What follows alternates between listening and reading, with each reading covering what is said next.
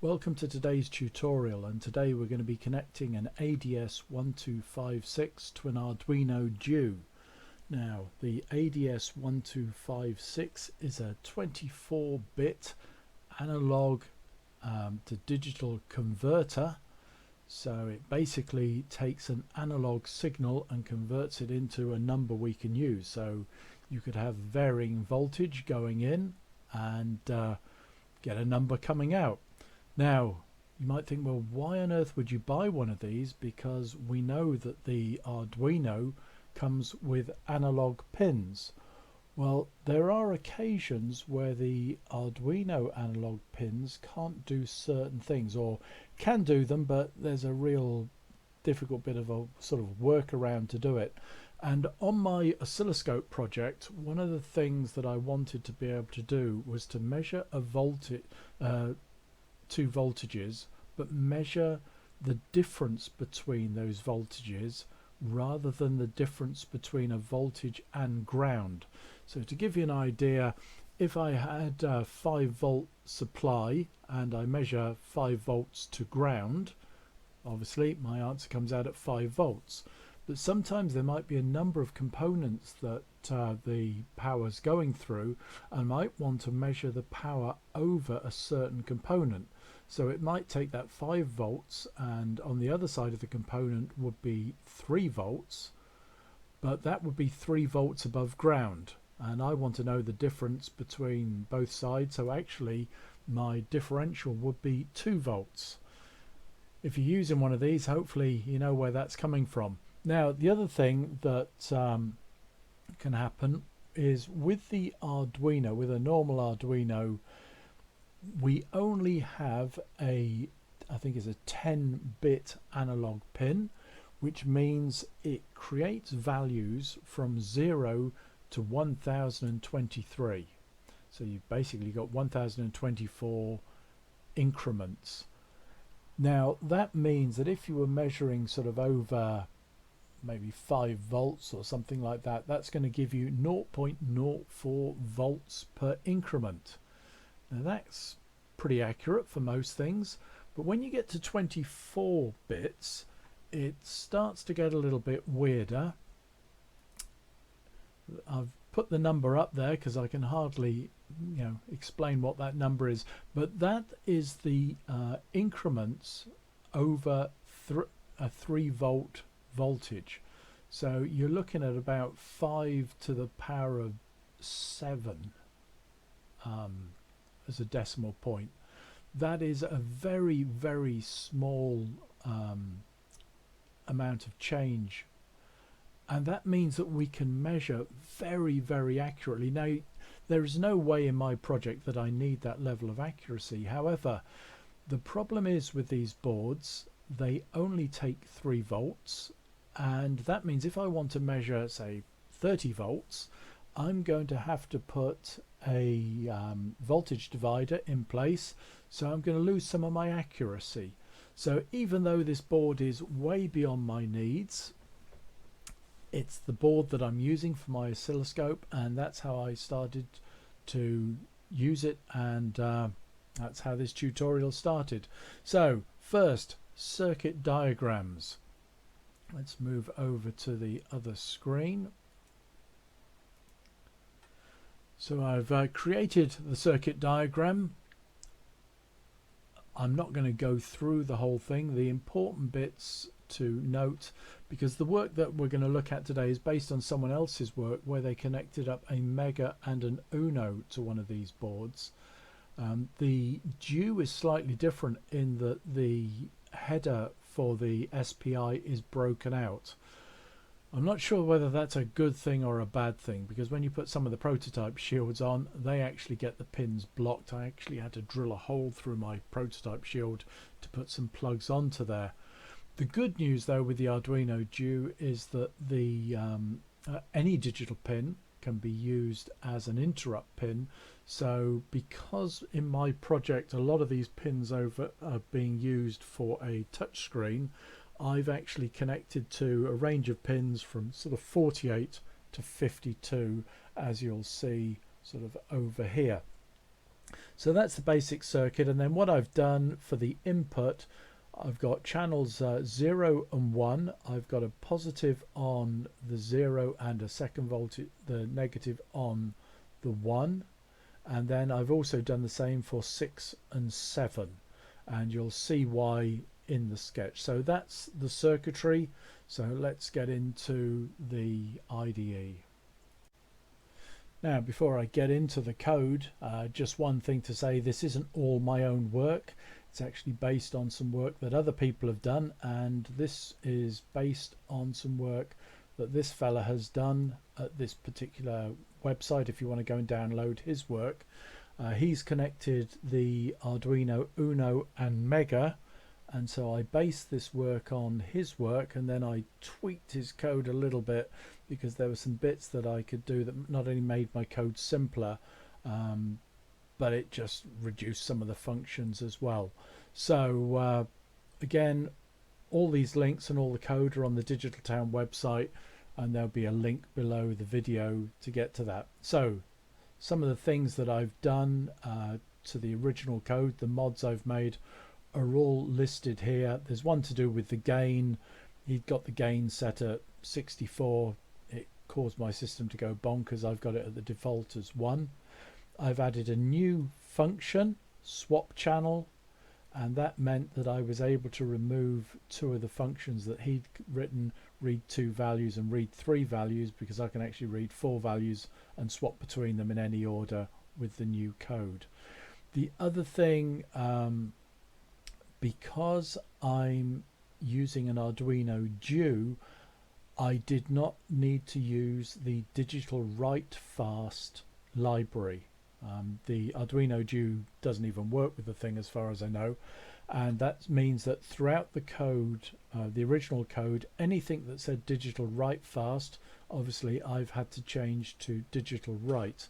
Now, if you want to use some of these mods in the code that I've made, then if you put the digital write fast library back in, you could use this code with an UNO and a Mega, and obviously alter the circuit to suit.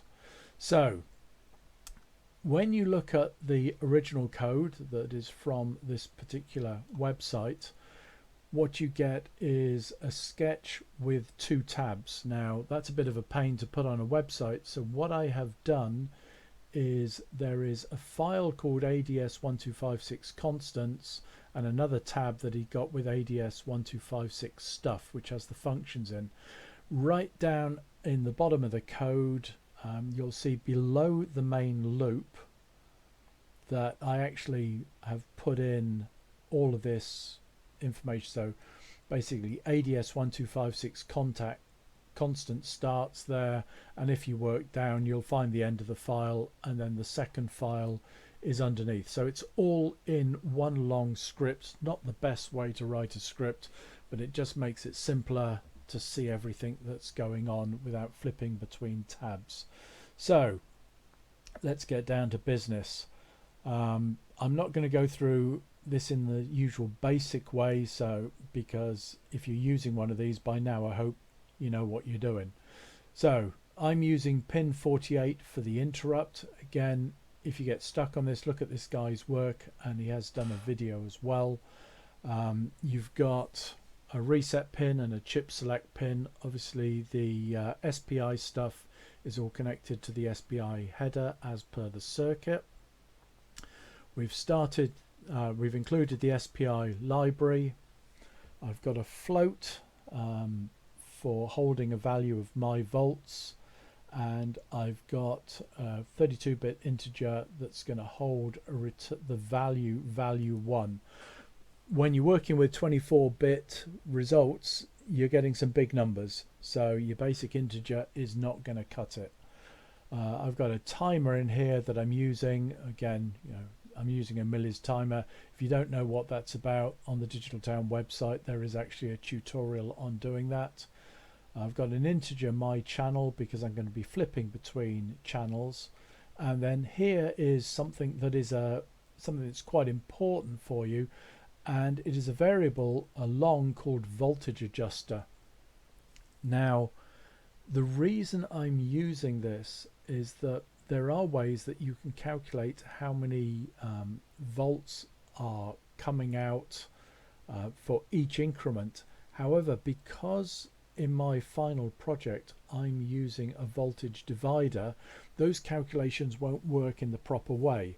So what I did was I use a number that I've sort of calculated out by a little bit of trial and error using a voltmeter and various other things to get it all right, and that allows me to convert the digital number that is returned from this device and turn it into a voltage that makes sense to me.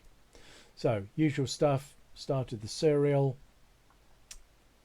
pin mode for the various pins, start the SPI, and then I call a function that he has created that is down in the bottom section here, initiate the ADS. This goes through a routine that starts everything up. The only bit that I changed in here was I've commented out this particular line, setting the gain to 64. I've got it set at 1, which is the default. If you comment it out, it will always be 1. That's the default. So it runs through that function that gets the system started. One other thing you'll notice, there is a delay right at the beginning of 1 second. That's to let everything settle down. Unfortunately, when you're dealing with things that are this accurate, it's quite important that all the voltages have had, you know, a little bit of time just to settle themselves down. So in the main loop, I'm using a, if you look, not a millis timer, but a micros timer. Yes, it's working that quick. And although I've set 100 micro time spacing, let's be honest, that's not exactly happening because I've got some serial prints in here. Now, before I put all the printouts, I was running this just with a counter, and I'd got it down to 40 microseconds, and so I was getting about 25,000 results per second, and that was running on 2 sets of channels. So it was able to swap and read between 2 differential channels at about 25,000 results per second. I was pretty happy with that. That's more than enough for my sort of play around oscilloscope that I'm messing around with. So basically the if statement here is just swapping the channels over. And what I did was I created a function called swap channel. In his original code, he had those functions that I removed, and they were called read 2 values and read 3 values. Now the problem with them was that within those things, although they would give you the 2 values, it was a bit of a pain because there was no flexibility in that you put your channels in and you couldn't swap them. So what I've done is written some code here. So 0, 1 means it's using the first 2 channels. 2 and 3 would be the second 2, 4 and 5, and so on. So I'm using basically the channels at each end and swapping between the 2. So this uses some code that he had written, and I just created a new function down at the bottom, and it takes the value, swaps between the different channels, and you can then just read from his function that is called read value, which is this one here, and it just returns a 32-bit integer to you. So going back up to the top to my code again, so we're swapping one channel to the other. When it's swapped the channel, we only have one variable that comes out, which is to read the value from that function read value. Read value will read from whatever channel you have set it to.